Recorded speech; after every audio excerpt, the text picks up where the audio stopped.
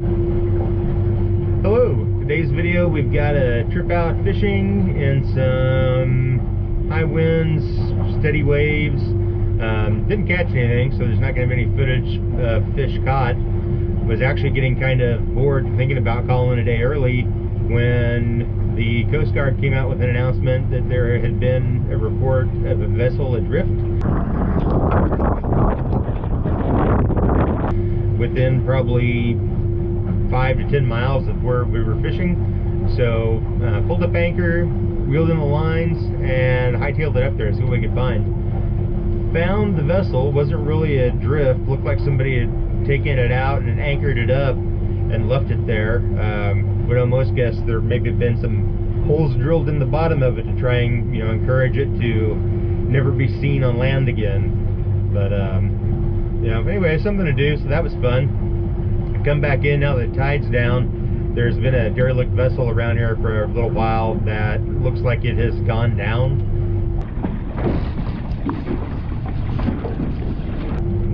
Cruised around it a couple times. That'll be in the video today. And you know, stopped, had lunch, and just drifted a while. It's really relaxing. It's hard to describe, but it's pretty relaxing even when it's a nasty day out here. Did get some video with the camera beside the boat, so check that out. It's I'm anxious to see how it turned out myself. If you like it, hit like. If you haven't subscribed but you've been watching a few of the videos, please subscribe. We'll be out here every weekend. It's what we do. Come out, fish, explore. When it's in season, go do some crabbing. But for now, enjoy the show. Anchored a few different places, haven't caught anything. We're pulling lines up. Just heard report of a 50-foot sailing vessel adrift over off the east side of Kamano Island, which isn't too horribly far from where we're at. So we're going to check that out, see if we can go catch a 50-foot boat that's adrift. All right, get the anchor up, and away we go.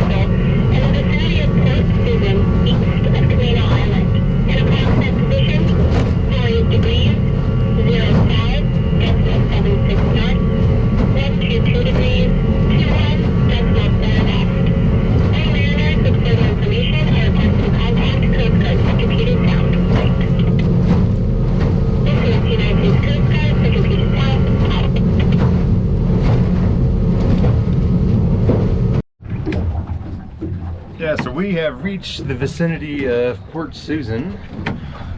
Don't know if you caught all the radio traffic or not on the fairly short cruise up here, but I certainly don't see any 50-foot boats adrift from my point of view anywhere near here. And a 50-foot boat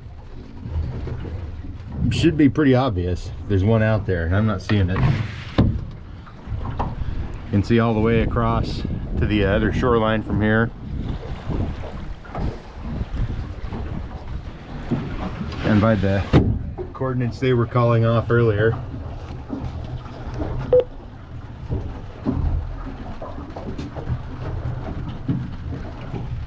we should be close enough to where the report was from to see if there was anything. But since they're not, it was a fun, fast cruise up here.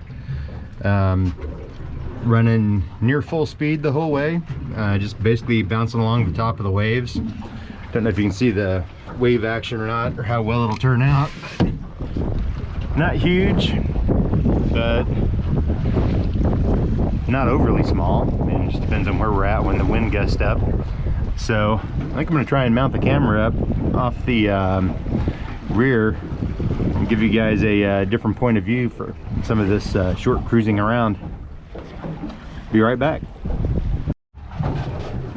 And because I don't really trust connections that aren't at least partly mechanical, as in, you know, sticky double-sided tape on these GoPro mounts, I've got some 80-pound leader rigged up, threaded through one of the angle mounts, so it is firmly tied off. This one will go around one of the cleats on the side, and you know, if this thing flies off at 30 miles an hour, the footage ought to get really interesting really quick.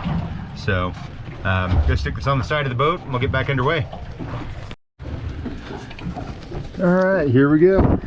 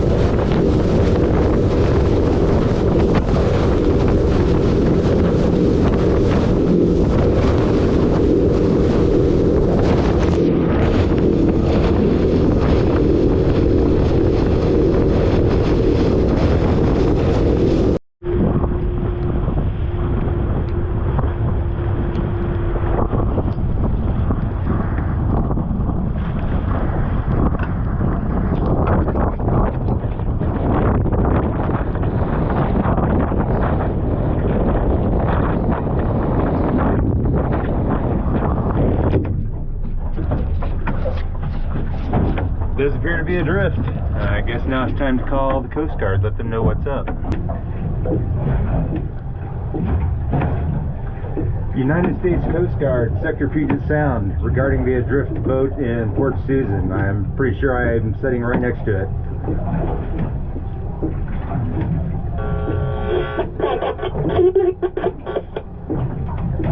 Hey, you're breaking up. Can you repeat?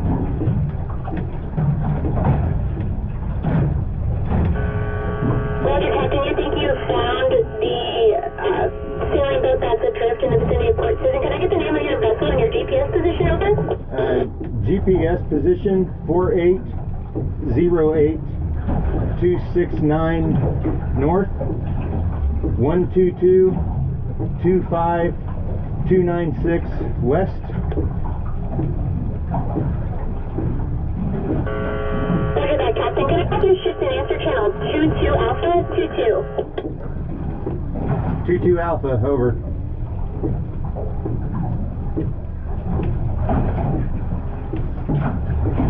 Coast Guard, this is the guy that's got the boat in Port Susan.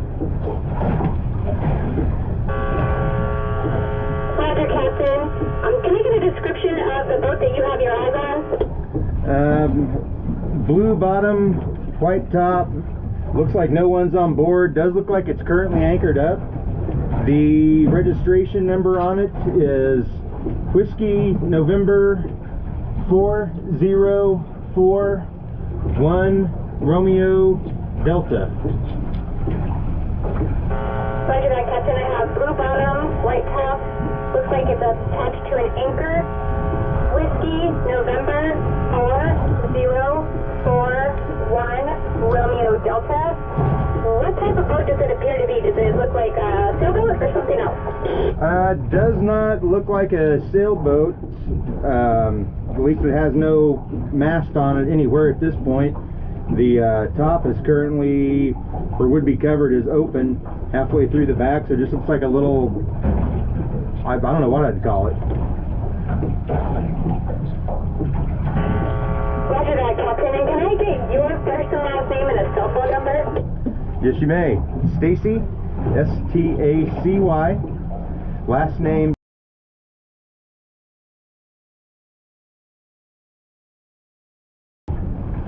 phone number 425.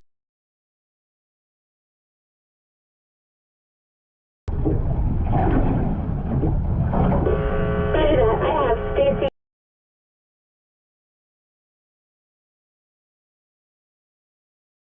Is there any way you'd be able to take pictures of that boat and email them to us? Yes, there is. That would be excellent. Let me know when you are ready to copy down an email address. One moment.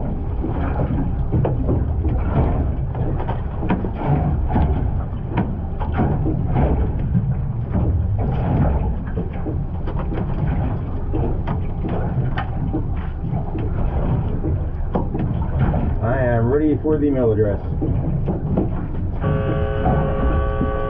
Sierra, Papa, Sierra, Charlie, at uniform, Sierra, Charlie, golf, .mil. SPSCC@USCG.mil.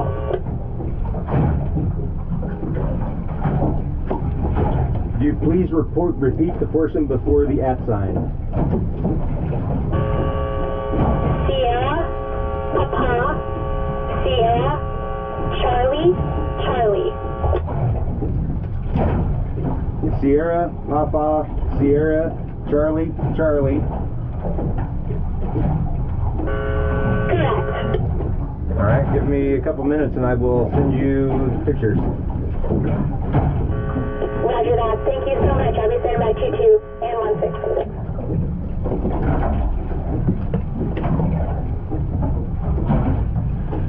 Well, that's unique. They want some email pictures. I guess it's a good thing a person carries their cell phone with them nowadays. So let's cruise back over by this thing and get a few pictures of them, get them emailed off. And here we go to get some pictures.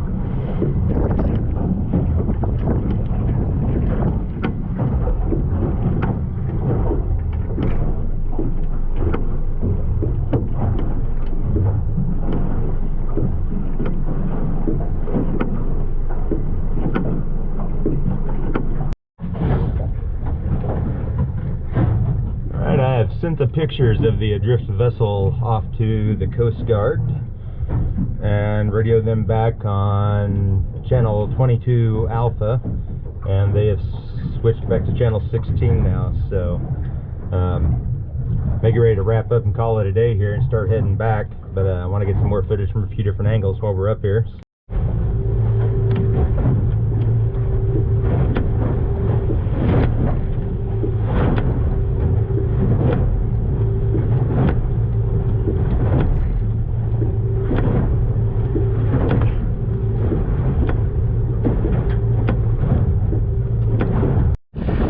Waves coming back up with the wind, heading back south from Port Susan. I'm going to throw the camera back down on the side of the boat, see if we can capture some of the way the Stabicraft rides on top of these when you're heading into them, you know, whether it's speed or slowly.